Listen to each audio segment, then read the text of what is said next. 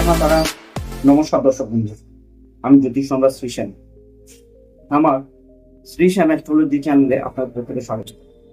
বন্ধুরা, আপনারা বিভিন্ন সময়ে বিভিন্ন ধরনের নতুন নতুন জ্যোতিষভিত্তিক তথ্য আমার এই চ্যানেলের মাধ্যমে পেয়ে থাকেন, এবং প্রত্যেকবারে কিছু না কিছু নতুন তথ্য নিয়ে আমার যারা জ্যোতিষ অনুরাগী ভাইগণ রয়েছে তাদের এ বিষয়ে কৌতূহলকে যতটা সম্ভব ভাঙানো যায়, এবং তার সাথে তারা যাতে স্বল্প ব্যয় এবং ঘরোয়া উপায়ে উপকৃত হতে পারে সে বিষয়ে আমি সর্বদা চেষ্টা করি না।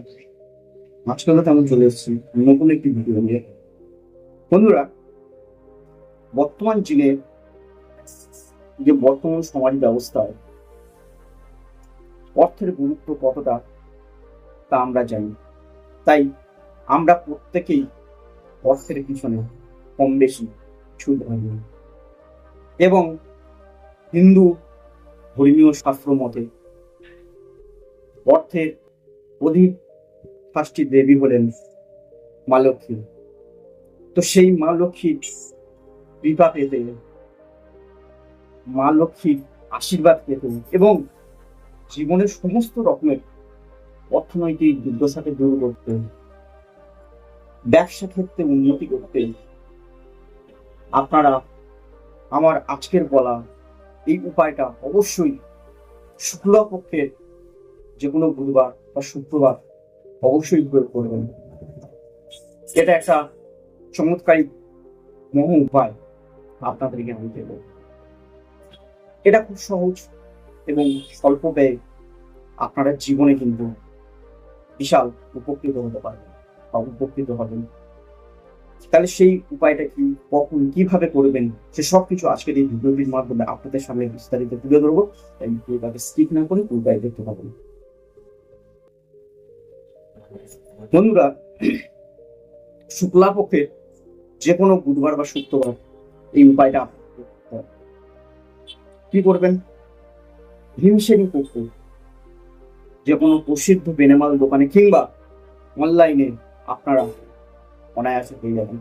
এমনি কর্পূরের থেকে ভীমসেনী কর্পূরের দাম অনেকটাই বেশি, কিন্তু এটা অনেকটা বেশি, মানে অনেকটাই বেশি কার্যকর।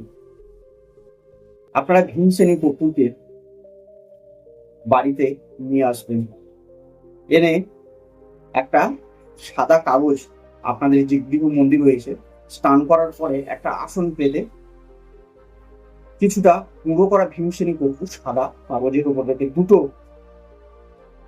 সবুজ এলাচ ওর মধ্যে রেখে দেবেন, দিয়ে ঠাকুরের চরণের কাছে রেখে দিন।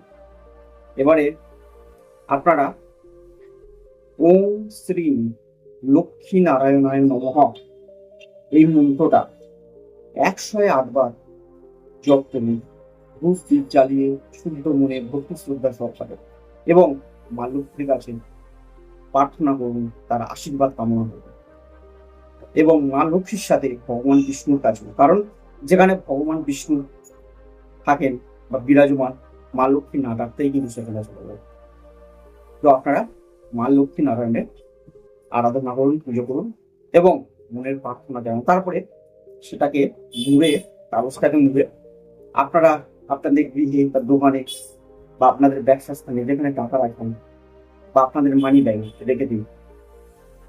নির্দিষ্ট সময় অন্তর, যেমন ধরে নিন 21 দিন অন্তর বা 30 দিন অন্তর বা 41 দিন অন্তর, ওই জিনিসটাকে আপনারা পুকুরে ফেলে দিয়ে ফের নতুন ভাবে ওই রকম পুনরায় তৈরি করে আপনারা আপনাদের কাছে রেখে দেন।